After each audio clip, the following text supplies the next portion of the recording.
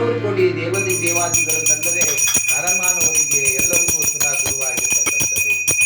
ಆದ್ದರಿಂದ ಆ ಗುರುದೇವರನ್ನ ತ್ರಿಮೂರ್ತಿಗಳಿಗೆ ಹೊಂದಿಸ್ತಾರಂತೆ. ಗುರು ಬ್ರಹ್ಮ ಗುರು ವಿಷ್ಣು ಗುರುದೇವೋ ಮಹೇಶ್ವರ ಗುರು ಸಾಕ್ಷಾತ್ ಪರಬ್ರಹ್ಮ ತಸ್ಮೈ ಗುರುವೇ ನಮಃ. ತಸ್ಮೈ ಗುರುವೇ.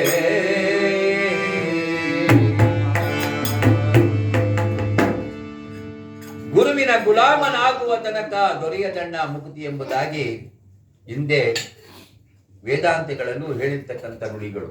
ತಿಳಿದವರು ಜ್ಞಾನಿಗಳು ದಾಸರುಗಳು ಎಲ್ಲರೂ ಹೇಳಿರ್ತಕ್ಕಂಥವ್ರು. ಯಾಕೆಂದ್ರೆ ಹೇಳಿದ್ರೆ ಗುರುವಿಗೆ ಗುಲಾಮನಾಗ್ಬೇಕಂತೆ, ಗುರು ಸೇವೆ ಮಾಡ್ಬೇಕಂತೆ. ಗುರು ಸೇವೆ ಮಾಡಿದ್ರೇನೆ ಅದಕ್ಕೆ ಫಲ ಸಿಕ್ಕೋದು. ಗುರುವಿನ ಗುಲಾಮನಾಗುವ ತನಕ ದೊರೆಯದಣ್ಣ ಮುಕುತಿ ಅಂತ ಪುರಂದರದಾಸರು ಕೀರ್ತನೆಯಲ್ಲಿ ಆಡ್ಬಿಟ್ಟಿದ್ದಾರೆ. ಆದ್ರಿಂದ ಗುರುವಿಗೆ ಯಾವತ್ತು ನಾವು ತಲೆ ಬಾಕ್ತೀವೋ, ಈಗ ಗುರು ಅನ್ನೋದಿಲ್ಲ. ಯಾಕಂದ್ರೆ ಈಗಿನ ಕಾಲದಲ್ಲಿ ತಂದೆ ತಾಯಿದರಿಗೆ ಗೌರವ ಕೊಡಲ್ಲ, ಇನ್ನು ಗುರುಗೆಲ್ಲಿಂದ ಕೊಟ್ಟವ್ರು. ಇವಾಗ ತಂದೆ ತಾಯಿದನ್ನೇ ಕಾಲಲ್ಲಿ ಒತ್ತರಿಸ್ತಾರೆ ಈಗಿನ ಕಾಲದ ಮಕ್ಕಳು. ಎಲ್ಲೋ ಇದ್ದಾರೆ. ಆಮೇಲೆ ಇಲ್ಲಿರೋರು ಯಾರು ತಪ್ಪು ತಿಳ್ಕೊಬೇಡಿ, ಯಾಕಂದ್ರೆ ಇಲ್ಲಿರೋರು ಯಾರು ಆ ಥರ ಒತ್ತರಿಸೋದಿಲ್ಲ, ಕರ್ತವ್ಯ ಅದು. ಆದ್ರಿಂದ ಹೇಳಬೇಕಾಗಿದ್ದು ಈ ಗುರುವಿನ ತಂದೆ ಬಂದು ಸೃಷ್ಟಿಕರ್ತನಾಗಿರ್ತಕ್ಕಂಥ ಬ್ರಹ್ಮದೇವ, ತಾಯಿ ಶಾರದಾದೇವಿ ಅಂದ್ರೆ ಸರಸ್ವತಿ, ಹೆಂಡತಿ ತಾರಾದೇವಿ. ಯಾಕಂದ್ರೆ ಗುರುವಿಗೆ ಸಂತಾನ ಭಾಗ್ಯವಿಲ್ಲ, ಗುರುವಿಗೆ ಮಕ್ಕಳಿಲ್ಲ. ಆದ್ರಿಂದ ಗೋತ್ರ ಬಂದು ಆಗ್ನೇಯಶ ಗೋತ್ರ. ಈ ಗುರು ಸುಧಾ ಒಬ್ಬರಿಗೆ ಶಿಷ್ಯರಾಗಿದ್ದಾರಂತೆ. ಯಾರಿಗೆ? ಗುರುವಿಗೆ ಇನ್ನೊಬ್ರು ಗುರು ಇದ್ದಾರೆ ಅಂದ್ರೆ ಪರಶುರಾಮ ದೇವರು. ಯಾರು?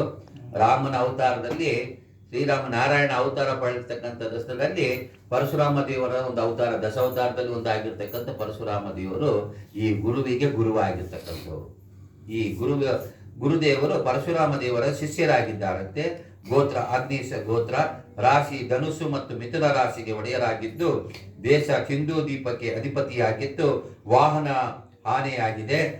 ನವಧಾನ್ಯದಲ್ಲಿ ಕಡಲೆಕಾಳು, ವಸ್ತ್ರ ಹಳದಿ ಬಣ್ಣದ ವಸ್ತ್ರ, ನವರತ್ನದಲ್ಲಿ ಪುಷಿಕರಾಗ, ವಾಸಸ್ಥಳ ಅರಳಿ ಮರದಲ್ಲಿ ವಾಸವಾಗಿರ್ತಾರಂತೆ. ಯಾರು? ಗುರುದೇವರು.